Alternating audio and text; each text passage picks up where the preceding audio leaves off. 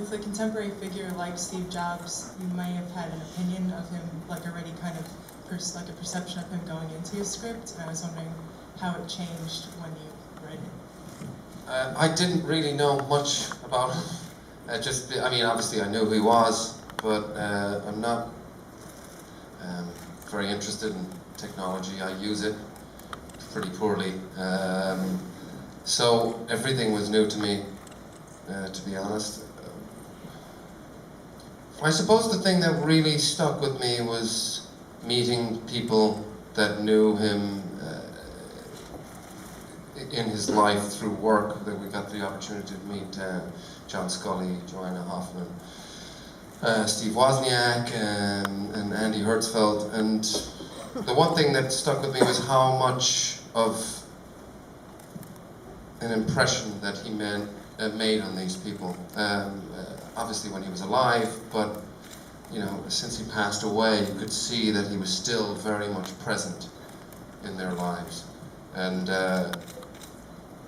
even if, you know, the relationships were difficult, there was a sadness and there was a love there for him that I felt was pretty clear. And that was something that stuck with me, you know, even though that there's, you know, all the stories about how he could be a hard taskmaster, and even with, you know, obviously the relationship with John Scully didn't end well, but I could really feel that there was a love there for the man. I want to pose a related question to the other actors. Did you all spend time with your real life counterparts? Yeah. So that was, yeah. Yep. That's a different. That's a different kind of experience in preparing for a part. What? Was the right question? The question was, did you spend time with your Oh real yeah, counterpart? yeah. No, gosh, he opened his whole life to all of us. He came in and spoke to all of us, and then I spent 7 or 8 hours with him just chatting about things. And later on in the process, he invited me out to Palo Alto, and we got to visit his house, meet his wife, went out to have food, and just talked about Steve and talked about his experience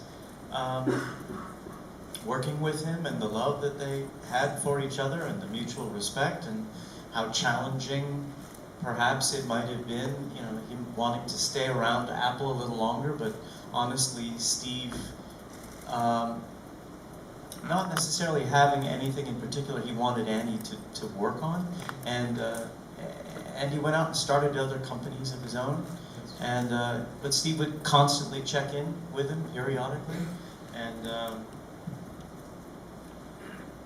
yeah, he couldn't have been kinder to me, and he was really generous with his time, and heard from him today, which was delightful.